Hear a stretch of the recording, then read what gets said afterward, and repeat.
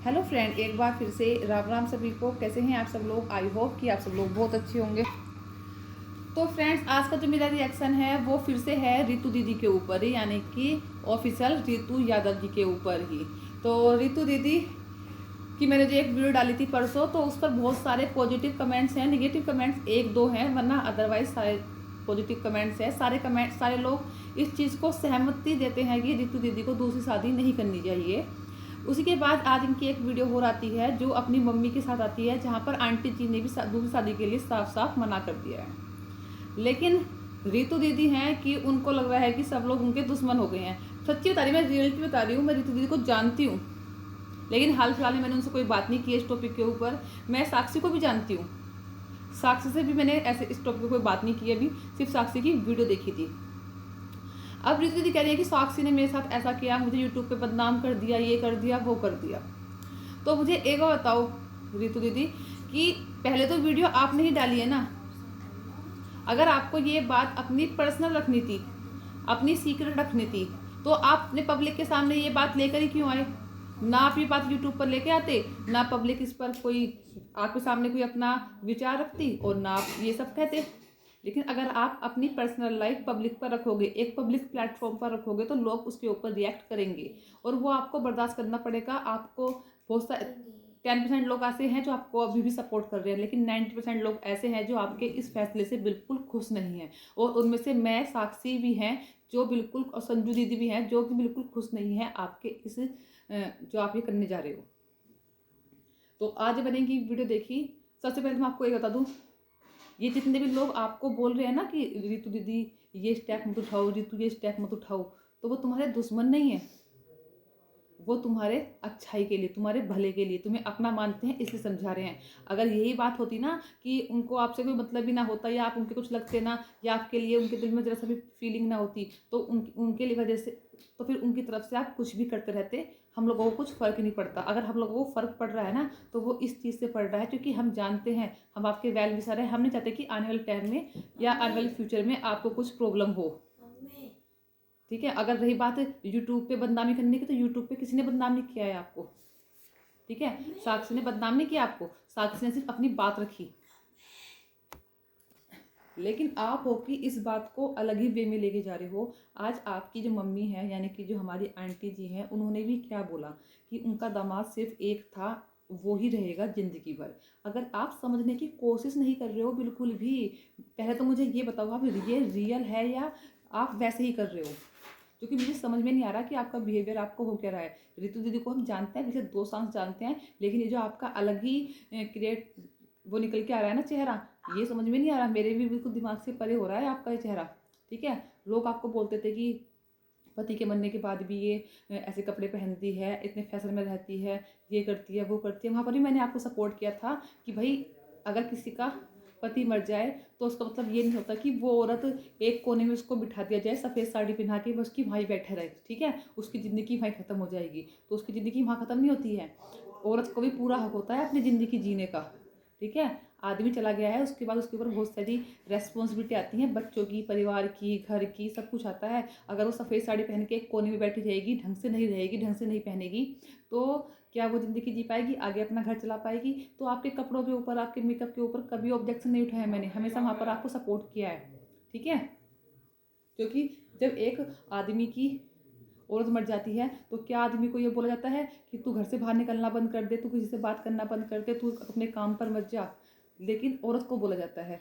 जब रितु दीदी के ऊपर ये उंगली उठाई गई, तो मैंने वहाँ पर रितु दीदी को सपोर्ट किया कि नहीं, रितु दीदी के ऊपर ये पाबंदियाँ मत लगाओ कि ये नहीं पहनना, वो नहीं पहनना, ये नहीं करना, वो नहीं करना।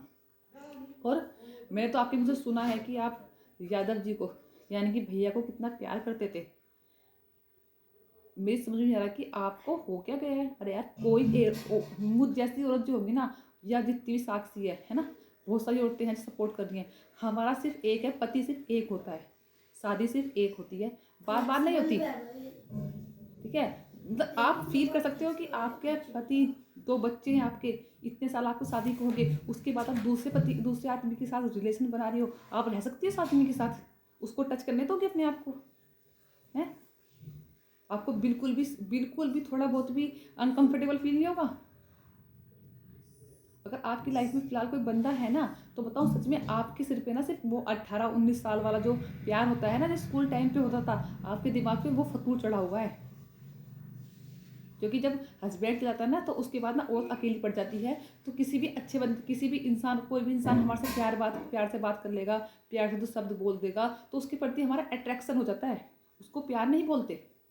अभी आपको अच्छा लग रहा है वो इंसान, क्योंकि जो भी कोई है आपको अच्छा लग रहा है, क्योंकि इंसान आपसे अच्छे से बात कर रहा होगा, आपकी केयर कर रहा होगा, बोल रहा होगा मैं बच्चों को भी अपना लूँगा, मैं ये कर लूँगा, मैं वो कर लूँगा, है ना। लेकिन वो सिर्फ शादी से पहले पहले का होता है, शादी के बाद का नहीं। और आपके इतने बड़े बच्चे हो रहे हैं, क्या वो बच्चे एक्सेप्ट कर पाएंगे उनको अपने फादर के रूप में? वो बच्चे एक्सेप्ट कर पाएंगे कि उनकी माँ किसी और आदमी के साथ शादी कर रही है? आप सोच कर देखो।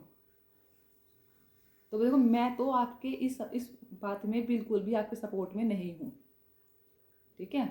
आप लाइफ में करो, काम करो, आगे बढ़ो, जो आपको करना है वो करो, लेकिन दूसरी शादी वाले, उससे मैं खुश नहीं हूँ। बहुत सारे लोग बोलते हैं कि सृष्टि को देखो, ने भी तो इतने बड़े बच्चों के साथ शादी, इतने बड़े बच्चे होने के बाद शादी की आयुष के साथ। अगर सृष्टि का नसीब अच्छा निकल गया तो आप सृष्टि का एग्जाम्पल दे रहे हो।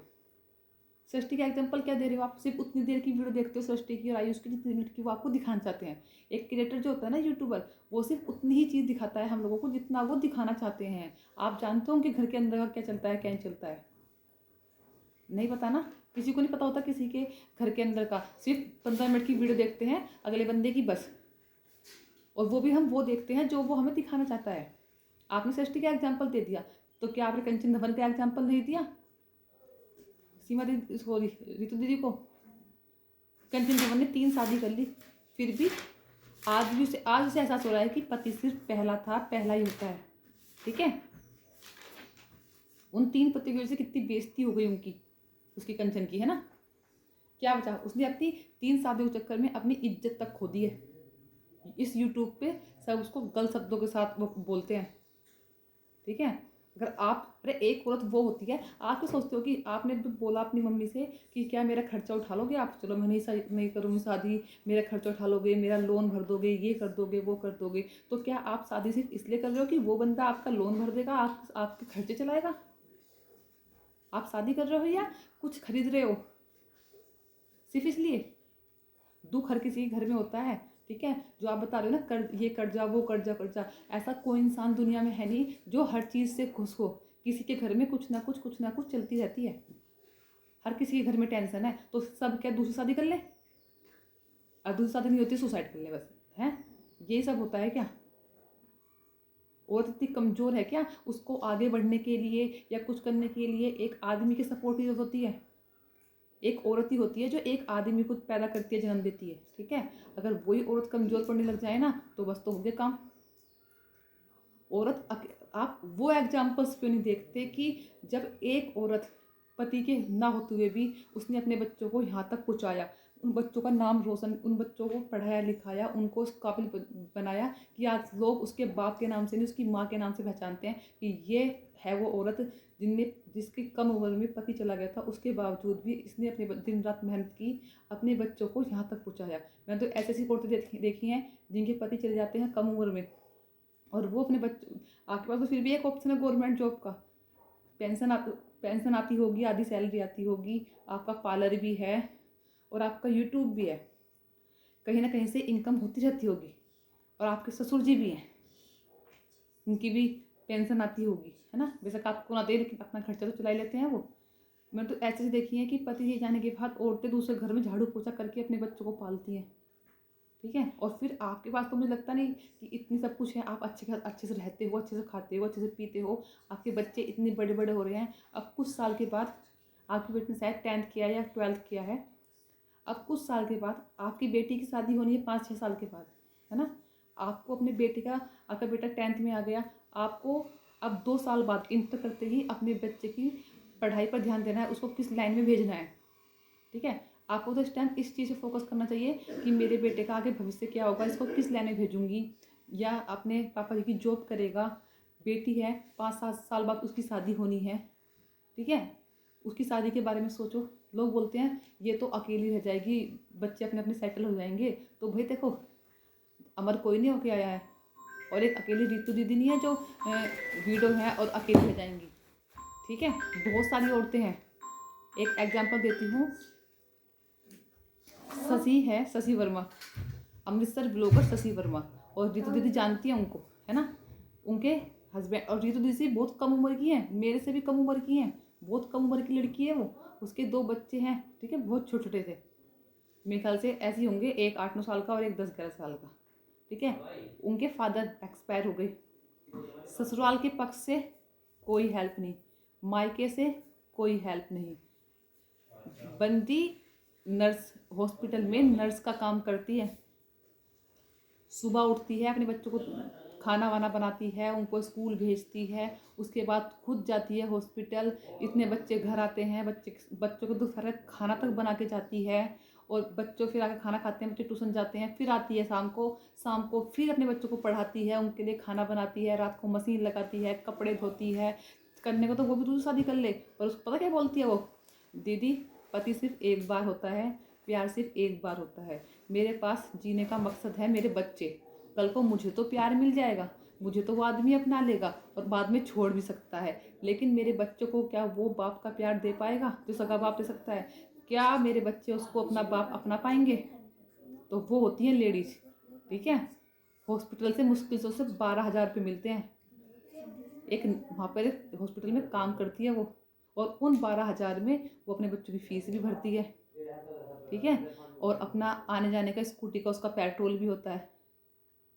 दुनिया भर के खर्चे होते हैं, घर के खर्चे होते हैं, बच्चों की पढ़ाई लिखाई, हारी बीमारी, हर चीज़ होती है।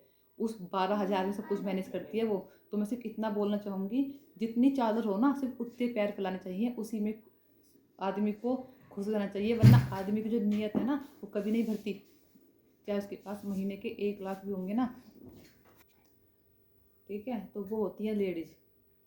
आप 1 बार पूछ लो, 2 बार पूछ लो, 1000 बार पूछ लो, हम आपकी इस बात से न तो आपके साथ सहमत हैं, और ना इस बात में हम कभी आपको एग्री करेंगे। ठीक है, चाहे आपको अच्छा लगे चाहे आपको बुरा लगे। तो इसी के साथ करते हैं वीडियो को यहीं पर एंड, और फिर मिलते हैं आपको एक अच्छी सुनने वीडियो के साथ। तब तक अपना ध्यान रखें, धन्यवाद।